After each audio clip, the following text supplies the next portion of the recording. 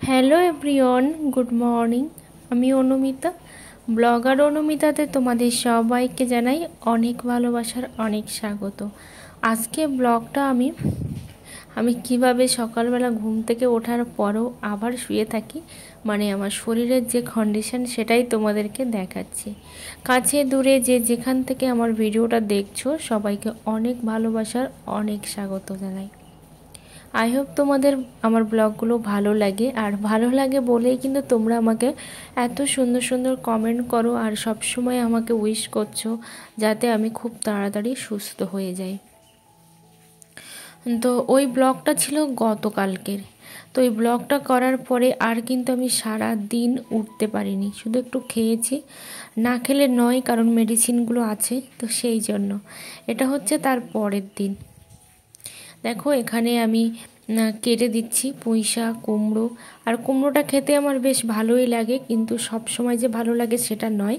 কিন্তু কুমড়োর মধ্যে ওই যে বলে না যে নাকি ব্লাডটা বেশি পাওয়া যায়, তো সেই জন্য কুমড়োটা খাওয়ারই চেষ্টা করি। এদিকে শোনো, উচ্ছে আর আলু দিয়ে যাও, কেটে দিই।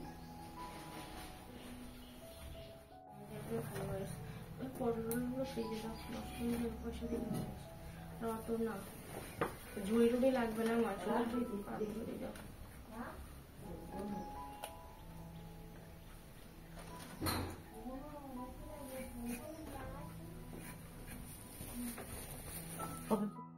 যেহেতু আমার মা এসেছে, তো দুদিন হলো, তো সেই জন্য কিন্তু আমার হাজব্যান্ড ছুটি নিয়েছে রান্নার থেকে।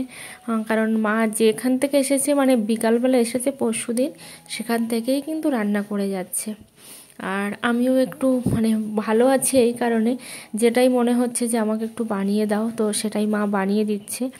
তো এই জন্য আমার অনেকটাই ভালো লাগছে যে একসঙ্গে তো অনেক কিছু খেতে পাচ্ছি না, আর মানে এক চামচের ওপরে বেশি ভাতও খেতে পাচ্ছি না। তো যেটুকু সবসময় খিদেও পাচ্ছে আবার, আর সব সময় না কোনো কিছু ভালোও লাগছে না। তো এখানে দেখো আমি বললাম যে আমাকে একটু ওই তেলাকুচু শাক রান্না করে দাও, তো সেই জন্য তেলাকুচু শাক রান্না করে দেবে। আর এখানে দেখো এটা হচ্ছে মঙ্গলবার, তো সেই জন্য কিন্তু সবই নিরামিষই আমার হাজব্যান্ডের জন্য হচ্ছে। আর গতকালকের যে তরকারি আছে সেই তরকারি দিয়েই কিন্তু আজকে হয়ে যাবে। ঠিক আছে, তো তোমরা ব্লগটা দেখতে থাকো, একটু স্কিপ করো না। আর সেই সকালের পরে এটা হচ্ছে সন্ধ্যাবেলা। তো এখানে দেখো আম আর পেয়ারা এখানে কেটে দিয়েছে। তো এগুলো কিন্তু সব আমি খাবো না, আসলে কাটতে বলেছি তোমাদেরকে একটু দেখাবো, তো সেই জন্যই। তো এখানে দেখো কেটে সব রেডি করলো। এটা হচ্ছে তারপরের দিনের ব্লগ। তো মা বলছে এখানে যে এখান থেকে ভালো করে ঘেরা দিলে আর জলটা ঢুকতো না, মানে রান্নাঘরটা ভালো হয়নি, তো সেটাই বলতে চাইছে। ঠিক আছে, তো সেটাই আমাকে বলে দিচ্ছে। আমি বলছি আর কি করা যাবে, যে রান্নাঘর বানিয়েছে সেই তো করিনি, তো আর কি করব। আর ওই সাইডে দেখো আরও একটা নতুন উনুন বানানো হয়েছে, কিন্তু এখনও রান্না হয়নি ওখানে। তো এখানে রান্না করেছে দেখো কচু শাক, আর হচ্ছে উচ্ছে আলু ভাজা। আর কচু শাক নয়, এটা কচুর পাতা।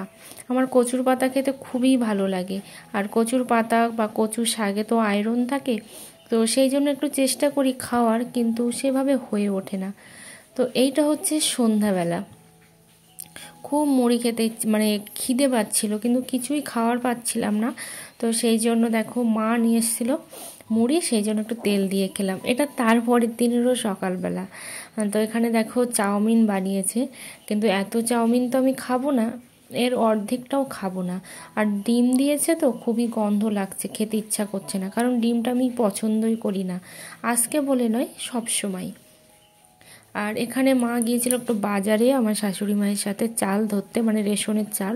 তো সেখান থেকে আসার সময় এই যে দেখো জিলাপি নিয়ে এসেছিলো, আমি বলেছিলাম জিলাপি খাবো, তো সেই জন্য নিয়ে এসেছিলো। আর এখানে মা দেখো সেই বাজার থেকে এসেছে, বাজার থেকে এসে আবার রান্না করতে বসে গেছে, মানে স্নান করেনি, তো সেই জন্য এরকম লাগছে, কারণ এসে মাত্র সমস্ত সব কেটে কুটে নিয়ে আবার রান্না করতে বসে গেছে। আর এদিকে দেখো বৃষ্টিও হচ্ছে, যখন বাজারে গিয়েছিল তখন কিন্তু বৃষ্টি হয়নি, তারপরেই বৃষ্টিটা হচ্ছে। এখানে দেখো পরের দিনের ব্লগ এটা। তো এটাও হচ্ছে আবার সেই কচুর পাতা কচু শাক এগুলো রান্না হয়েছে। আর এখানে রূপচাঁদ মাছ দিয়ে আলু দিয়ে রান্না হয়েছে। তো এটা হচ্ছে বুধবারের ব্লগ। তো এখানে রান্না করেছে, আর বিশেষ কিছু রান্না হয়নি, কারণ আমি রান্না করতে বারণ করেছিলাম। খাওয়ার কেউ হচ্ছে না, শুধুই রান্না। হ্যাঁ, আর একটা জিনিস হয়েছে, তেলাকুচো শাক রান্না হয়েছে। তো কচু শাকটা, কচুর পাতাটা বেশ সুন্দর লেগেছে রান্নাটা। একেবারেই নিরামিষই, কোনো রকম চিংড়ি মাছ নেই। আর হ্যাঁ, একটা দিদিভাই আমাকে কমেন্ট করেছিল যে ইউটিউব থেকে যদি কোনো রকম মেল পাঠাই, সেটা আমি কোথা থেকে দেখব। তো তুমি যে ইমেল দিয়ে চ্যানেলটা খুলেছো, সেই ইমেলটা মানে ওপেন করলেই কিন্তু, যদি ইউটিউব থেকে কোনো মেল করে থাকে, তাহলে কিন্তু তুমি পেয়ে যাবে।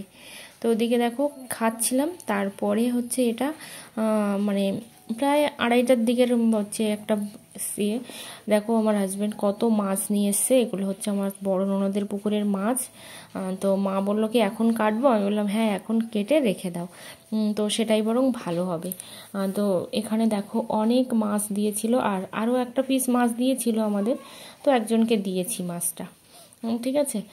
তো এই যে দেখো এখানে একটা চুল বেঁধে গেছিলো, কারণ মাছের সঙ্গে যে চুল কোথা থেকে আসে আমি বুঝতে পারি না, কিন্তু যতই পরিষ্কার করে ধোও না কেন, চুল কিন্তু ঠিক চলে আসে। আর মাছগুলো একটু বড় বড় করেই আমি কাটতে বলেছিলাম, যাতে মানুষ কম খাবে, কিন্তু যেন ভাজতে সুবিধা হয়। তো সেই জন্য এখন শুধুমাত্র হলুদ মাখিয়ে ফ্রিজে রেখে দেবে। লবণ দিলে ওই যে আবার জল হয়ে যাবে। আর তোমরা যে আমাকে এত উইশ করছো যে আমি যাতে সুস্থ হয়ে উঠি, যে তোমাদের উইশের জন্য না আমি খুব তাড়াতাড়ি সুস্থ হয়ে উঠবো, এটা আশা করি। আর কিন্তু কেন মানে এমন হচ্ছে আমি জানি না, সবার সাথে এটা হয় কিনা সেটাও জানি না। তো এই যে দেখো এখানে আমি এখন মাছের মানে সমস্ত এগুলো আমার হাজব্যান্ড এখানে রেখে দিচ্ছে, কারণ ও করছে এইগুলো, অনেক কাজ করতে হচ্ছে আমার জন্য, অনেক কাজ, যেটা করেই না সচরাচর। তো একটা বাড়ির বউ বসে গেলে যেটা হয় সেটাই আর কি। তো দেখো সব রেডি হয়ে গেছে মাছগুলো, হলুদ মাখানো। এবার এগুলো সব ফ্রিজে রেখে দেব, যাতে করে নষ্ট না হয়। এটা দেখো একটা আম কেটেছে আর একটা পেয়ারা। আর পেয়ারাগুলো আমার খুব ডাসা ভালো লাগে, কিন্তু পেয়ারা ডাসা থাকছে না, সব না পেকে যাচ্ছে। এইখানে আমার মা এখন রান্না করছে, তো বললো রান্না তো করছি, তো খাওয়ার লোক তো হবে। এবার আমি বললাম সেই জন্য যে দুপুরের যে তরকারি আছে, আলুর তরকারি, ওর সঙ্গে মাছগুলো ভেজে দিয়ে দাও। খুব পেটে খেতে ইচ্ছা করছিল বহুত দিন ধরে। তো সেই জন্য মাকে আমি দেখো অল্প একটু মিক্সিতে চাল বেটে দিয়েছিলাম, সেই জন্য পিঠে বানিয়েছে। আর এটা খেজুর গুড়ের পিঠে। আমার হাজব্যান্ড আজকে গিয়েছিল মাসিমাদের বাড়ি, ওখান থেকে দেখো এই যে আমগুলো পাঠিয়েছে।